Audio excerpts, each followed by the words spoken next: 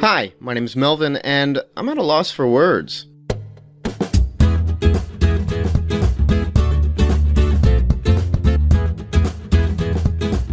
Welcome to Cinematic Doctrine, a non-spoiler Christian movie podcast where we sit at the table of cinema and eat. Tonight we'll be dining on Jon Watts' Spider-Man: Far From Home. The closing act of Phase 3 and the immediate film after Avengers Endgame, Spider-Man: Far From Home has quite the shoes to fill.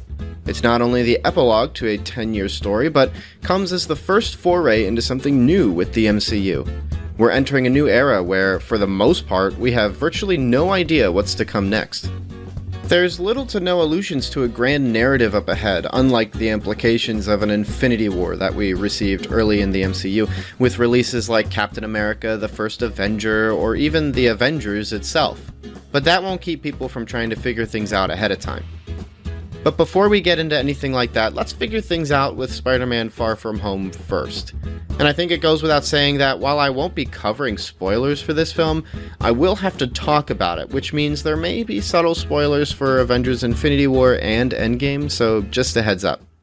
After the events of Avengers Endgame, Peter Parker's looking for some rest. A trip to Europe seems in order, and as he heads off with his friends to tour the EU, he decides to hang up the suit and take a break. A much-needed vacation from the tiresome, seemingly endless work of being a superhero. Although, as fate would have it, it doesn't matter where you go. The world is in turmoil here and there, and while on his trip, mythical creatures called elementals begin surfacing from the earth, threatening to destroy the world as they consume more and more power. So, is Peter going to enjoy his vacation and let someone else take charge? Or is Nick Fury going to hijack his vacation and demand he do something about it? Why don't you take a wild guess? Spider-Man: Far From Home is rated PG-13 for sci-fi action, violence, some language, and brief suggestive comments. Sci-fi action is par for the course, and there's a whole bunch of it in here. Lots of explosions, giant creatures fighting, and web-slinging. Nothing you wouldn't expect from a Marvel film. The language is delivered by teenage characters. It's all PG-13 language, but could still be uncomfortable. There are about 3 memorable sequences of suggestive content, one of which is a joke about a character having to undress in front of another for a non-sexual reason, but another character walking in with the punchline being, "It looked like they were going to do something." It was weird. It's also during a large segment of what would arguably be considered filler, so there really wasn't a reason for it. Still, something to watch out for, and there's some other things that may warrant a quick read on the IMDb Parents Guide. Let's get this out of the way. I did not enjoy Avengers Endgame. Well, I wasn't impressed with it. I wasn't a fan of the tonal direction it chose after Infinity War, and I felt it left a lot to be desired. But these are all things you can hear about in episode 7 of Cinematic Doctrine, so I don't need to get into detail right now. And I recognize that I'm essentially pouring gasoline over myself and giving you a matchbox when I say something like that, but I think that's important to how you hear me with this episode. It puts things into perspective. So with that said, I must say that I had a better time with Far From Home than Endgame. I would even say I was more emotionally engaged with this film than Endgame, but only slightly, which, for comparison's sake, I really wasn't all that moved by Endgame, so take that as you will. I also would say that I simply enjoyed myself more with Far From Home, from its smaller story, tighter cast, far more subtle callbacks to previous films, save for one scene in the middle. I stepped away feeling I had time better spent. But I do think that Endgame and Far From Home both suffer from running a bit long. This was a little over 2 hours, and as mentioned briefly in the content warning, there's a part in the middle that feels like just filler. Basically, characters are being moved from one place to another while they're traveling. Some teenage superhero hijinks takes place that, although marginally enjoyable, really pans out the runtime. We're not even an hour into the film by this point either. And it isn't until a few scenes later that another weird scene is thrown at us that, while necessary, seemed a little too comical. It's essentially an exposition dump that lasts for 5 to 10 minutes, and it's not only tiresome, but awkward, too. You kind of just sit there and go, okay, alright, I get it, alright. And you just have to wait until a particular character is finished monologuing before you can get on with the film. And I would argue that that scene is a little more damaging than the nonsensical filler prior to it. I think because it's so obviously talking directly to the audience, like the writer is making sure that you get it. Because otherwise, you might not.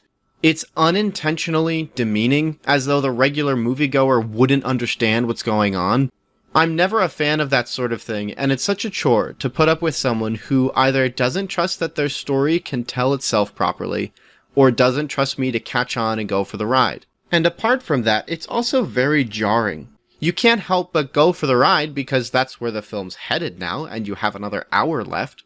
There's no stops on this train. You have to finish it and pray you're being taken in a direction that's satisfactory. And for the most part, it is. I finished the film having a good time, and while there's a few shakeups like I said, I had a good time. I enjoy these smaller superhero stories, and having a teenage focus is a joy. Earlier this year, we were treated to David Sandberg's Shazam, and that was tons of fun. I had a real fun time with it, and you can hear about that in episode 4 of Cinematic Doctrine. That said, there's something exciting about telling these grand superhero stories from the perspective of someone who still has so much to learn, and when people like David Sandberg and Jon Watts take that sort of premise seriously, there's a wealth of good content to be had from it. Not only that, there's something wonderful to the empathy shown in taking teenage struggles seriously, even if they're balanced alongside mythical, cataclysmic battles of good versus evil. And when a teenage story is written well, it captures something that can't quite be expressed properly in a story centered around adults. But that's not to say that they're not for adults. I think anyone could see that some of the best teenage dramas are accessible to teens and adults alike. Just look at Harry Potter for that. Now, I don't want to follow this trail much further because, 1, while I think Spider-Man Far From Home does a good job being a superhero flick and fun-loving teenage drama, it also has to be a Marvel film. So it can get a little convoluted tonally about what kind of story it wants to be. It has to be exciting, but it also has to be funny. But it also has to build the world. But it also has to call back to the previous films. But it also has to be dramatic. But it also has to be flashy. But it also has to be etc., etc. I think you get the picture. Ultimately, it's a bit confused, like most of these movies, and while serviceable works for bringing in profit, it doesn't necessarily make for star-studded cinema. Unless, of course, it's done well, like Captain America Winter Soldier or Avengers Infinity War. And number 2, if I keep talking about the wonders of teenage dramas and how they can be enjoyed by teens and adults alike, as well as their poignant way of communicating the difficulties of growing up that, if we're being honest, never goes away, then this will change from a Spider-Man Far From Home review into an 8th grade review. And I'm not ready to commit to that just now. Let's talk about something I really liked about this movie. Representation. Not only is it set outside of the United States, it features a cast of all kinds of races like you would see in a high school environment, and features music from countries being visited by the teenage troupe. Although the licensed soundtrack was a little overbearing for the first 30 minutes of the movie, what with there being like 4 licensed songs, I still liked how the music contributed to the setting, and I definitely remembered those songs more than the usual MCU original soundtrack that usually plays in the background of these movies. I'm glad that they've been improving on their original music, as the last 2 Avengers movies are great examples of this, but one could even look at Black Panther, or even, goodness, I can't believe I'm saying this, even Ant-Man and the Wasp had a fun original score that helped to make the film more enjoyable. Alright, I have to go clean my mouth real quick. Can't believe I said something good about an Ant-Man movie. All in all, Spider-Man Far From Home is a fine epilogue to not only Phase 3, but the Infinity Saga. I mentioned its subtle callbacks to the previous films in the MCU, and, most notably, the 3 Iron Man films. There are scenes that feel directly inspired by moments from each of those movies, and it helps to bring things full circle after the events of not only Endgame, but, as mentioned, the entire MCU thus far. It's charming and sweet, and feels familiar as a fan who's been watching since middle school, and new as it changes some things around. I'm both okay and not okay with this. I'm okay with this because a good story will reference itself a lot. I'm talking a lot. Writing a story is like crocheting or knitting. It's a lot of threads all coming together to create a singular thing, and while every part seems different, it's all made of the same few threads, properties, and colors. A story referencing itself can do this without being overt, as the end of your right sleeve shouldn't be directly attached to your left sleeve, but also needs to be careful not to have loose ends, or snags that tickle your armpit or neck. The reason I'm not okay with this is because there's the risk of rehashing the same things over and over. In fact, this was something I didn't like about Endgame, as certain things that were rehashed weren't all that great, or downright uninteresting. It felt a lot like it was going, remember that? Do you remember this? You like this? As though I were a dog and it was dangling a toy in front of me, sometimes calling back to the film immediately before it, Infinity War. With 2 MCU releases right next to each other that evoke previous iterations to such a degree, I worry about what's ahead. It's funny that I'm saying it this way, as often you would hear complaints that the MCU films take too much time preparing their next films.